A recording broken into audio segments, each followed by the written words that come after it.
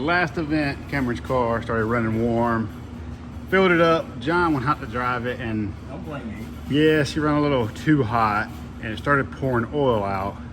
But it was pouring oil out from between the head and the block. The head got so warped that it was still running, but it had a squeak. But I know the squeak it was making was like a gasket, like a metal gasket having compression going by it. So yeah, thing warped the cylinder head pretty bad, enough to where oil was pouring out between the head and the block. And once it sat and cooled down, it was fine. It would run good. It quit leaking oil, but yeah, she's done. So the old 4.6 is coming out, and me and Cameron went to the junkyard a few months back, and this truck motor was sitting there. Well, it was in a truck, Coyote. I've never had a Coyote, so I was like, yeah, well, it's gonna be cheap enough, so I'll just buy it and put it back. We might need it one day. So I think we're just gonna go ahead and put it in his car. We're gonna get his pulled out, and we're gonna just test fit this, see if we can use the stock mounts, get some stuff coming for it, and yeah, put a Coyote swap in it.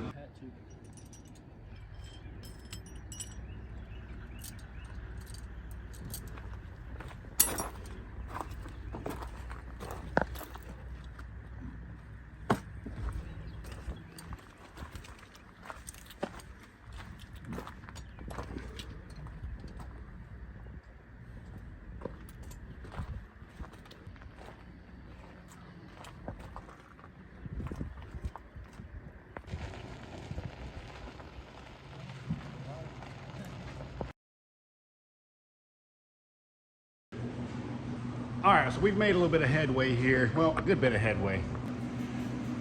So Cameron and John, pretty much for the most part, got the motor out of it. We pulled the motor out. Need to clean the engine bay, but we haven't had a chance to do that yet.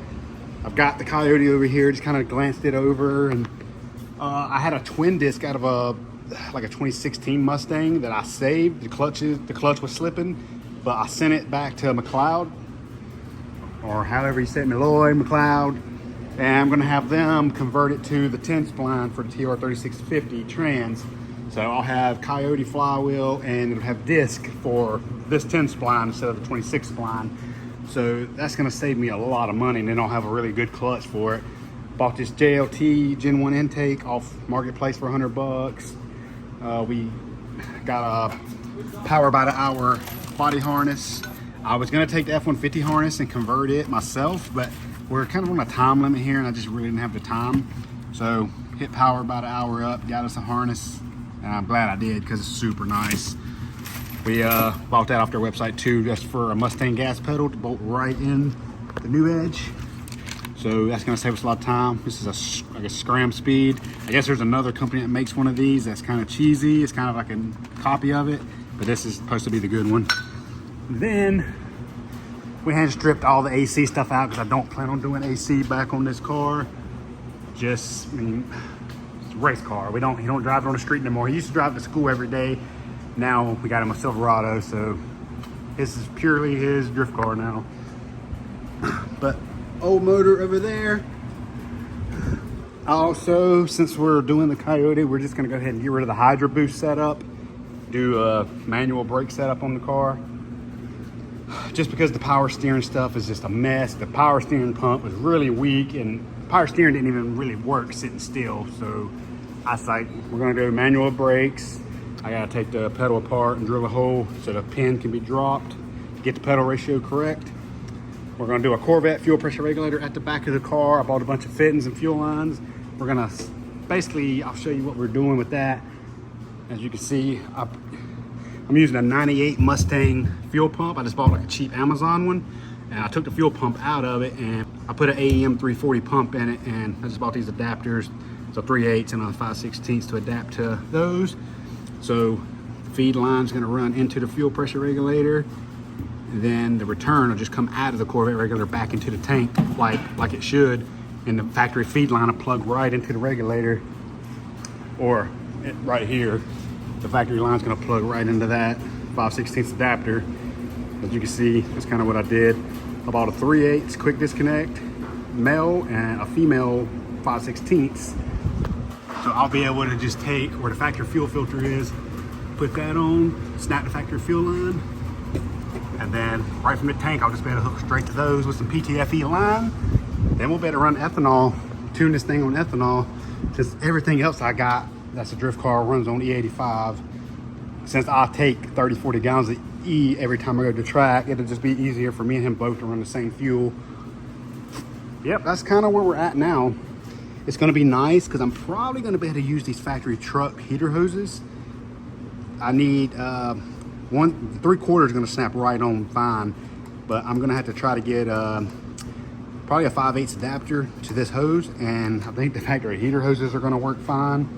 I ordered a set of SVE manifolds that actually bolt to the stock New Edge exhaust. I wanted to do headers on it, but instead of doing headers and having to deal with just clearance issues, because I do have a Maximum Motorsports K member, and I didn't want to be ordering a bunch of different headers, trying to get stuff to work. Honestly, when you do headers on these, to get the transmission out, if I have to have it out, it's just a nightmare having to take headers loose to get the trans out. So I opted for a set of manifolds. I could have probably used the F-150 manifolds and it worked. I don't know. I'm going to try to set the motor in here shortly and find out.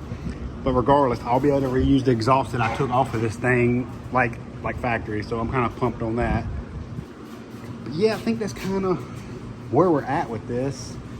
Oh yeah, one more thing. Since I deleted the Hydro Boost setup, I have a Dodge Durango power steering pump. We're going to mount right in here on the frame after we get rid of the ABS module. I got to hit my buddy Josh up at Finishing Lines and see if he can hook me up with a set of brake lines for this car. So I'm going to delete all this crap here, and I'm going to just run the Durango pump over there, and I'll have my local hydraulic line company make me a hose that comes from this factory feed straight to that pump, and I'll just use this return for my cooler up front.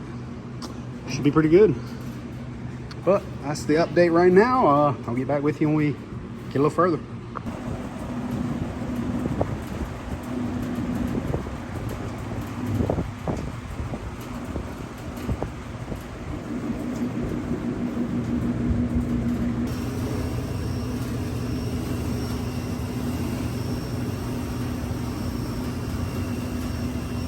All right, so we dropped the motor in just to see how it fits, and it fell right into the mounts. Perfect. Motor fits really well once I get the manual brake conversion put in and get rid of the stock master cylinder. But everything clears, good firewall clearance. I mean, honestly, the motor could probably go back a little bit if there's a way to adjust the mounts to do so, but pretty happy with the fitment. That JL intake I fit is gonna fit good over there. We're gonna put the battery in the trunk. Probably put a coolant tank over here. I think a Crown Vic one I got is gonna work pretty good for right here in this location. But yeah, there's good room. I'll have to put the computer somewhere in this area just because of the way the truck harness is. I can probably do like the trucks and like the old Fords and cut a hole out here and like slide the computer in there.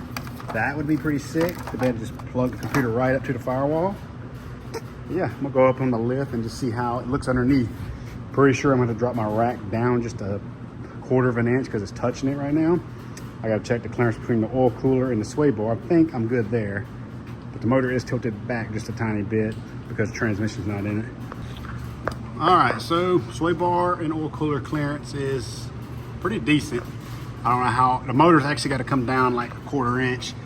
The oil pan's sitting on the rack, which I got it, the rack up as high as I do because of tie rod clearance. I don't want to bump steer, but I'm gonna have to come down one hole, just drop the rack that 1/2 inch. I don't think it's gonna mess with the tie rods too bad. But we got to do that to get the clearance we need. As you can see, the motor needs to come down just that little bit. I think we're good on that. That clearance should be pretty decent because I got to keep sway bar. But oil pan clearance, this is the F-150 pan. I'm guessing that they're the same as the car pans because it fits this K member really well. Yeah, that's the Coyote and the New Edge. Once we get those other manifolds, we'll just put those on, hook it to the stock exhaust, be good to go.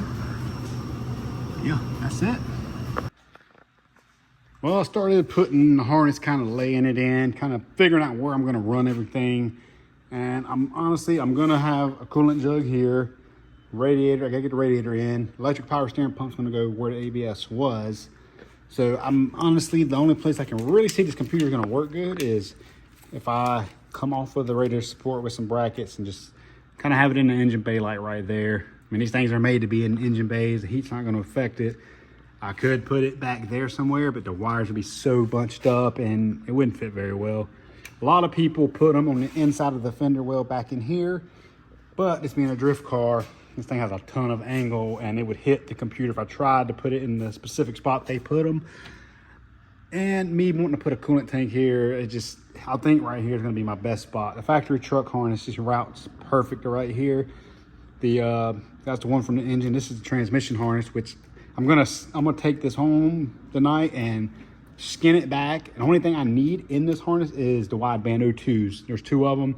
I'm gonna get rid of the rear O2s out of that harness. The transmission stuff is gonna be gone because manual car, don't need none of the transmission stuff. Just slam that harness that runs there, because there's your wideband. There's another one back there.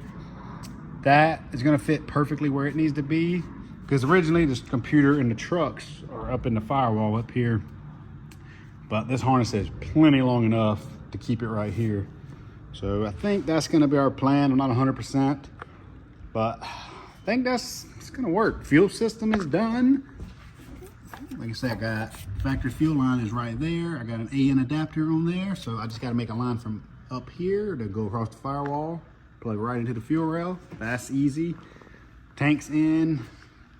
Next hurdle I need to do is get the brakes back done.